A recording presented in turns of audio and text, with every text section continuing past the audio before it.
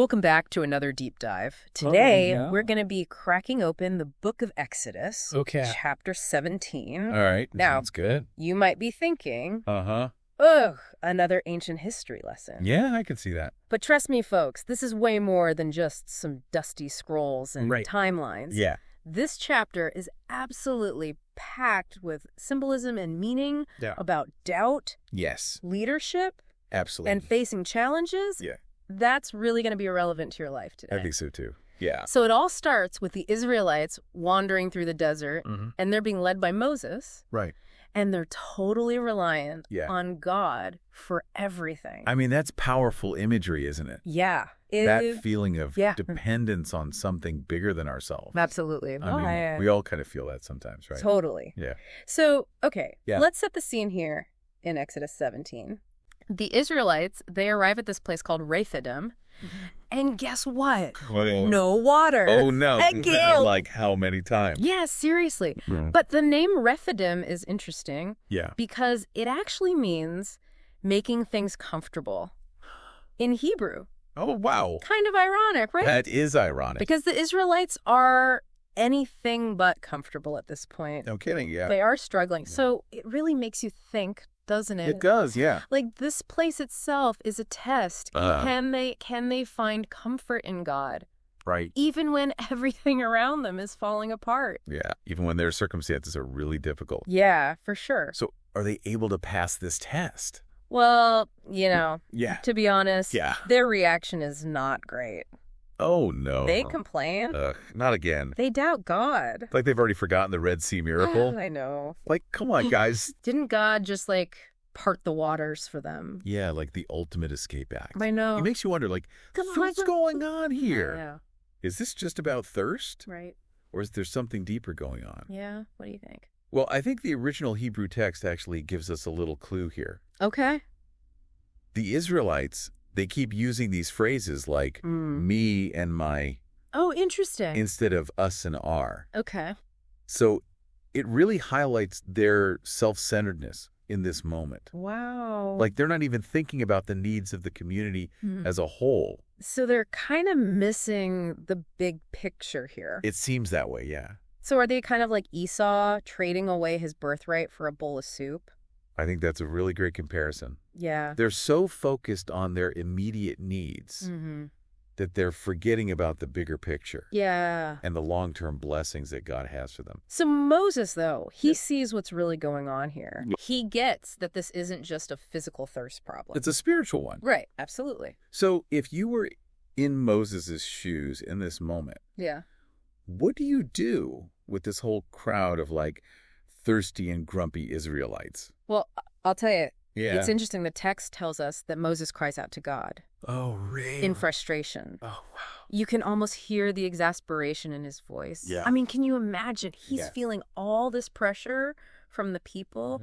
He's got the weight of their doubt Yeah. and their anger. Yeah. And he turns to God for help. I mean, wouldn't we all? I think so, yeah. Yeah. Yeah. So what does God say? Well, God's response is amazing. Okay. It's so calm Uh, and direct. He just tells Moses, Yeah. strike the rock on Mount Horeb, Wow. and boom, Mm, water flows. that is amazing. Yeah, it's a miracle. Okay. But here's where it gets really interesting. Okay. This whole act of striking the rock, Yeah. it's not just about... Right. Quenching their physical thirst. Right. It's this symbolic act that points us towards something much, much bigger. Okay. I don't know if you're familiar with this term, but it's called prefiguration. I've heard of it. Yeah. Okay, so it's basically like this event or a person in the Old Testament Right. that foreshadows something in the New Testament. Oh, okay. So it's kind of like a hidden message encoded in the story. Wow. Okay. So for example, Yeah. think about Moses going ahead of the people Right. with the elders. Okay. That symbolizes leadership, right? Yeah. And seeking divine guidance. Okay. And the rock itself. Yeah. Well, a lot of scholars actually see this as foreshadowing Jesus. Whoa. Think about it. The rock is struck, Mm-hmm. it's wounded, Right. and it pours forth this life-giving water, Yeah. just like Jesus was wounded on the cross, Wow. so that we could receive the living water of salvation. That's incredible. So even in this moment of crisis in the desert, Right. God is setting the stage for something truly amazing. So, okay. Yeah. Mind officially blown. Good, good. But wait a minute. There's more to this story, right? There is. It doesn't just end with everybody happily sipping on some spring water. No, unfortunately not. So what happens? Well, this is where we really see the consequences of doubt. Okay. Remember, the Israelites just questioned God's provision. All right. They let doubt creep in. Yeah. And what happens? Yeah. Amalek attacks. Oh, no. Yeah, it's not good. So they're literally under attack because of their lack of faith. I think that's a really important point. Yeah. Doubt opens the door for the enemy. Wow. When we lose sight of God's power and faithfulness, we become vulnerable. Okay, so how do they fight back? Right. They're outnumbered. Yeah. They just had this massive crisis of faith. I mean, things are not looking good for Team Israel. No, not at all. Oh, what do? Well, Moses, he takes two really crucial steps. Well, first, he appoints Joshua as the military leader. Okay, so they have a plan. Right, they're going to fight back. Right, okay. But the real key here... What? Prayer. So they're going up against a real army. Yeah. And their main weapon is prayer. It might seem strange. Yeah. But that's exactly what they do. Wow. Picture this. Okay. Moses, Aaron, and Hur. They're standing on this hilltop overlooking the battle. Okay. And Moses, he raises his arms, holding the staff of God. Okay. That symbolizes prayer, right? Yeah. And complete dependence on God's power. Wow. It's like a visual reminder that even in the middle of all this chaos and conflict, our connection to God is our greatest source of strength. Okay. And guess what? What? As long as Moses' arms are raised, the Israelites are winning. So they're literally winning because of prayer. It's pretty amazing, right? Yeah. But then Moses gets tired. Okay, makes sense. His arms start to get heavy. Yeah. And you know what happens? What? The tide of the battle turns. Oh. The Amalekites start to gain ground. So it's like a direct correlation. It really is. Prayer up, victory, prayer down, defeat. Exactly. So what do they do? Well, this is where we see a really incredible act of support.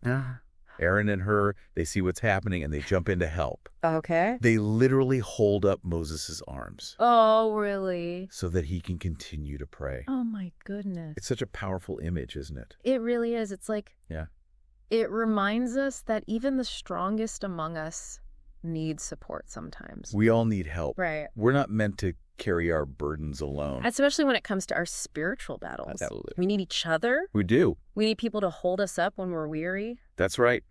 And ultimately, the Israelites, they win. They defeat Amalek. And it's directly tied to those upheld arms, to that persistent prayer, that reliance on God. It's incredible. So what happens after the battle? Well, God gives Moses some very specific instructions. Okay. He tells him to write down this event. Okay. And to make sure Joshua knows about it. He wants him to remember this battle. Okay. This victory that was won through faith and perseverance. So why is remembering so important? What's the big deal about looking back on past victories? You know, it's all about building faith and resilience. Yes. That battle between faith and doubt. Yeah. That's not a one-time thing. Right. It's something that we're going to face throughout our lives. So remembering those moments when God came through for us, it strengthens us for the challenges ahead. Okay. It reminds us that we're not alone. Right. That God is with us. And that He's going to help us overcome. Yeah, I like that. It's a powerful reminder. So we've covered a lot of ground here. We have. We've talked about the Israelites' struggles with doubt. Yep. The symbolism of the rock and the water, the importance of prayer and support in our spiritual battles. Yeah. But, you know, we've only just scratched the surface. Oh, yeah, for sure. There's so much more to unpack here. Absolutely. So much more to apply to our own lives. I think so, too. So let's take a quick break. That was good. And when we come back, we'll dive even deeper into Exodus 17. Can't wait. All right, see you in a few. Okay. All right, stay with us. We'll be right back. Welcome back to the show. We've been talking about this incredible story from Exodus 17. Right. And it's so clear that the Israelites face some pretty serious challenges in this chapter. Absolutely. I mean, thirst, attacks. Yeah. Talk about a rough week. I know. Yeah. But the real test here seems to be their faith. You know, it's so easy to get caught up in the external struggles. Right. Like, oh, there's no water. Yeah. Oh, the enemy's attacking. Right. But really, the real battleground is internal. It's about holding on to faith even when circumstances are screaming otherwise. Yeah, and it seems like their doubt really made them vulnerable. Right. It did. It's like as soon as they started questioning God, yeah, boom, Amalek shows up. It's not exactly a coincidence. It's kind of like that old saying, doubt opens the door to the enemy. Right. When we lose sight of God's power and his faithfulness, we create this space for negativity, for fear, and ultimately for defeat. So how do we avoid falling into that trap? That's the question, isn't it? Yeah. What can we learn from the Israelites' experience here? Well, I think it's really interesting what God told Moses after the battle. Yeah. Remember, he said, write this down, tell Joshua, remember this victory. Yeah. It's like God knew that we would need these reminders. So it's not just about winning the battle. Yeah. It's about remembering it. It is. Yeah. Remembering past victories is so essential for building faith. And resilience. Yeah. It's kind of like having this mental scrapbook. Okay. Filled with all the times God came through for us. Right. The times he provided, the times he protected us. Yeah. The times he guided us. And so when those doubts start to creep in, we can flip through that scrapbook and remember God's faithfulness. I like that. Yeah. And then we have Moses building this altar. Yes. Adonai Nisi. Right. The Lord is my banner. It's like a physical reminder, right? It is. It's a public declaration of faith. Yeah. It's a statement that says, we choose to trust in God even when things are tough. Yeah. He is our banner. He is our protector. He is our source of strength. It's all well and good when you're on the mountaintop, right? Celebrating a victory.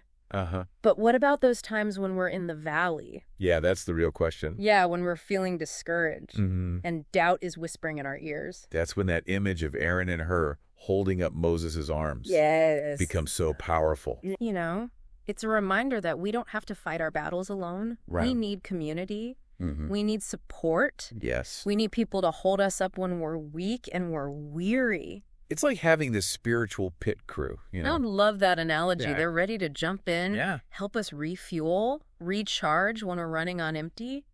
And sometimes that support comes from the most unexpected places. Yeah, think about Hur. Right. We don't really know much about him from the text. Yeah. But he was right there beside Aaron. Yeah. Helping to hold up Moses' arms. That's right. It's like God is saying, I can use anyone to be a source of strength for you, even those who might seem insignificant. That is so powerful. It really is. It makes you think about all those people in our lives that have shown up for us in these unexpected ways. Yeah. And offered support when we needed it most. Absolutely. And let's not forget about the power of persistent prayer. Yeah. Moses' raised arms, holding the staff of God. Right, right. That symbolizes this unwavering connection to the divine source of power. That's powerful. It's a reminder that prayer isn't a one-time event. Right.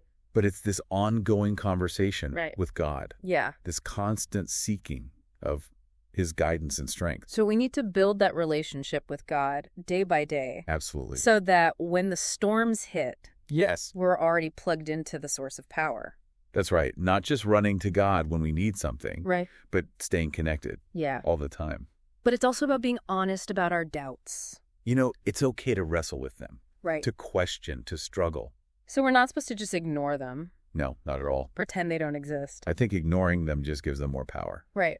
We need to acknowledge them. Okay. But then choose to combat them with truth. So it's like this mental wrestling match. I like that. Doubt on one side. Yeah. Truth on the other. Yeah. And we're actively choosing which side to empower. That's a great way to put it. It takes courage, though. It does. To stand up to those doubts, especially when they feel so real. It does, but remember, we don't have to do it alone. Right. We've got God on our side. Yeah. And we have each other. Right. And that's a pretty powerful combination. Yeah. Plus, we have these stories like the one in Exodus 17. Right. They remind us that God has been faithful before. Right. And he will be faithful again. And that's something worth remembering. Absolutely. Especially when we're facing our own battles. Yeah. Our own moments of doubt and discouragement. For sure. But I feel like there's even more to this story. I think so too. More to discover and apply to our lives. Absolutely. So let's not wait any longer. Let's just dive right back in. Let's do it.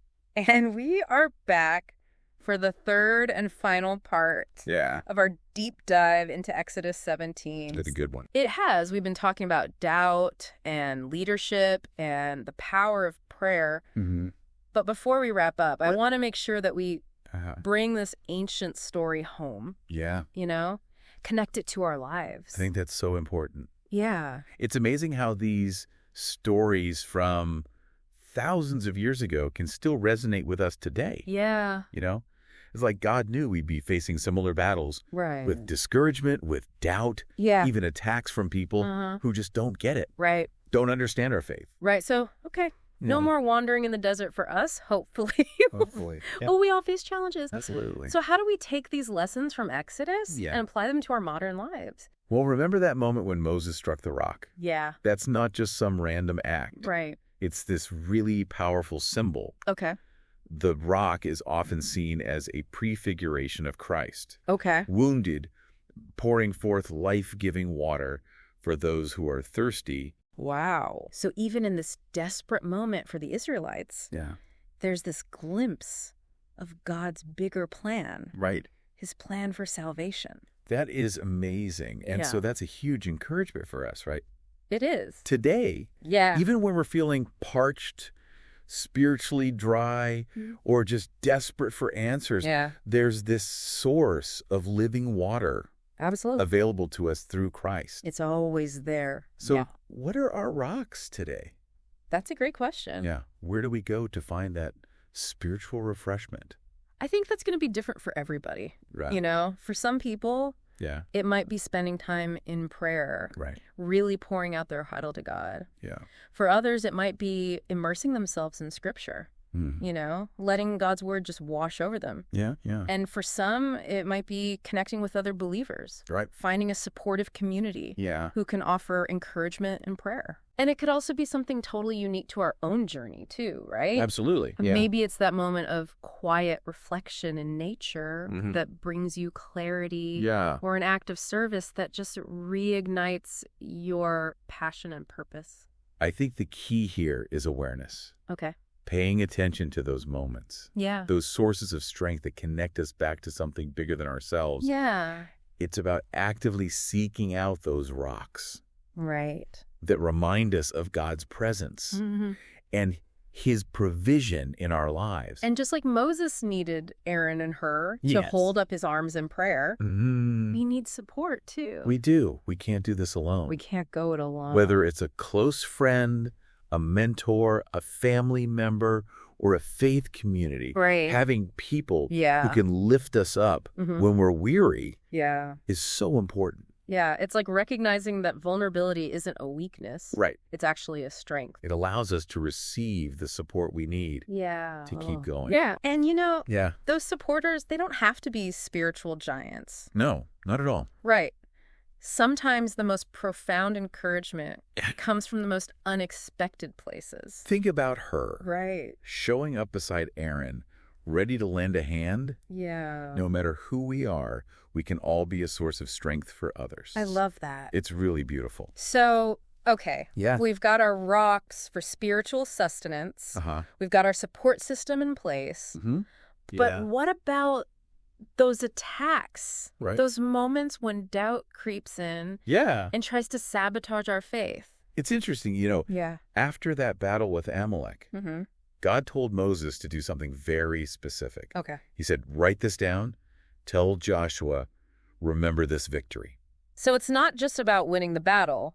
It's about remembering it. Yes. Letting it shape our perspective for future challenges. That's so good. And that's actually something I want to leave you with today. Think about your own Adonai Nisi moments. Those times when you experience God's faithfulness in such a tangible way that you built an altar in your heart to remember it. Yeah. What are those stories that you need to keep telling yourself? Yeah. The reminders that God has been faithful before and he will be faithful again. That's powerful. When doubt comes knocking. Yeah. When the enemy tries to whisper lies and discouragement. Yeah. We can point to those altars and say, no, I've seen God's faithfulness. Yeah. I know he's with me. Yeah. I choose to trust him. It's a choice. It is a choice. Every single day. This has been an incredible deep dive. It has. Into Exodus 17. I've loved it.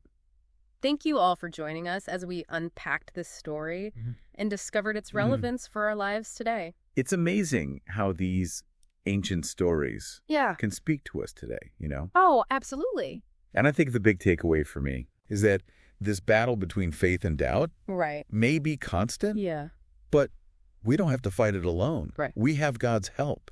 And we have the support of each other. That's right. And that's how we can emerge victorious. So go out there. Find your rocks. Build your altars. Build your altars. Keep those hands raised in prayer. And we will see you next time on The Deep Dive. Bye, everybody.